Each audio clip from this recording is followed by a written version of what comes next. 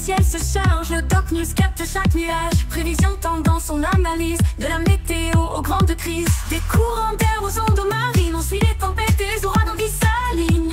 Salut à toutes, c'est le Doc News pour de la news. On est parti pour de la tendance météo et on va commencer par un petit début printanier. Et oui, après l'éclipse demi-solaire, même lunaire, je ferai une vidéo si je peux cette semaine, malgré que je prévoirai aussi celle de 2026.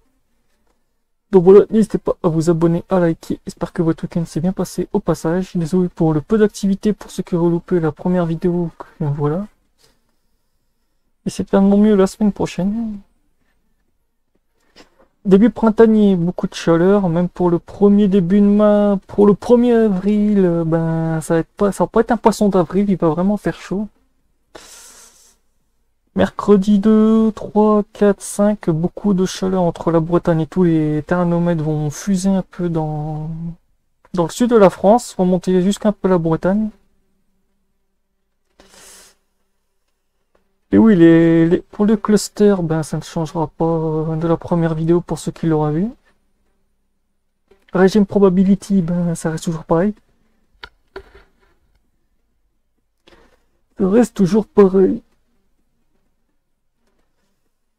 On a le régime de blocus. Ouais, on a le bloc-bloc. On a le régime de blocage qui va être un peu plus la semaine prochaine dans les ratios. Et sinon, on est en ATR. Et même la météo nous dit bonjour, j'ai envie de vous saluer de ma petite... voilà quoi. On se passera de commentaires.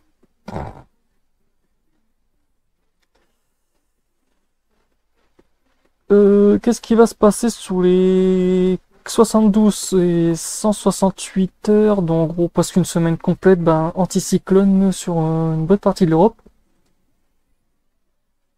Qui touchera la France et une partie de l'Espagne. Malgré que l'Espagne aura une petite goutte froide qui va se trimballer par-ci par-là, et du côté de l'Italie, encore une fois, les inondations. Et comme on le voit, le gros anticyclone qui se met bien jusqu'au l'Angleterre et la Scandinavie. Et les deux perturbations qui s'enroulent entre une sur le Portugal et l'Espagne, et une encore du côté de la Grèce.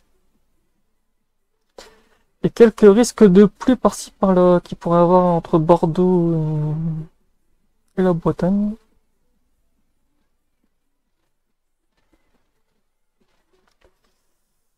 Accumulation, précipitation, cette semaine, on ne change pas une équipe qui gagne. On ne change pas une équipe qui gagne, ça sera encore le fort risque de neige entre l'Italie, la Suisse et l'Allemagne. Non, ce sera l'Italie et l'Allemagne. Ouais, l'Italie et l'Allemagne.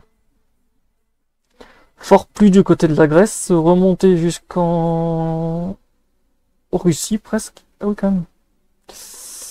Fort pluie du côté du Portugal et une partie de l'Espagne. Encore de la grosse de la neige et de la pluie du côté de la Scandinavie.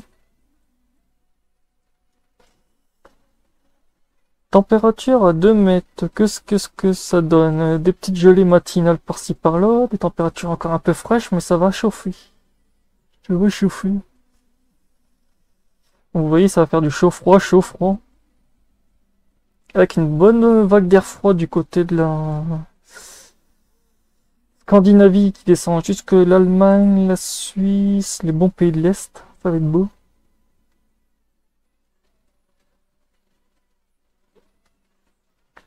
Et ouais, comme vous le voyez ici, la bonne petite masse d'air chaud qui remonte, une petite goutte froide qui se trimballe par-ci par-là, et après redescend de la masse d'air froid.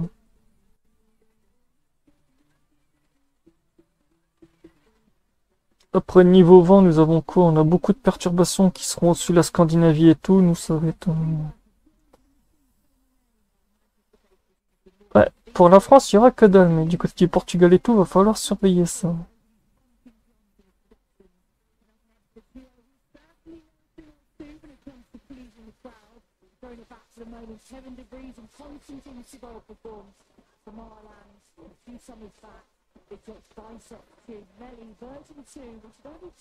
Donc voilà, va falloir surveiller encore ce... Oh ouais, une belle bombe météo aussi qui va se former du côté de la semaine prochaine, mais ça on va pas faire de spoil.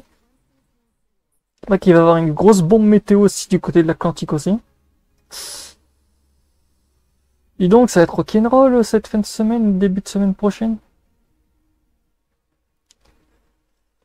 Donc voilà, c'est tout pour cette vidéo, cette petite analyse. On se retrouve pour mercredi pour un live météo. N'hésite pas à liker, partager, abonne-toi et tchuss.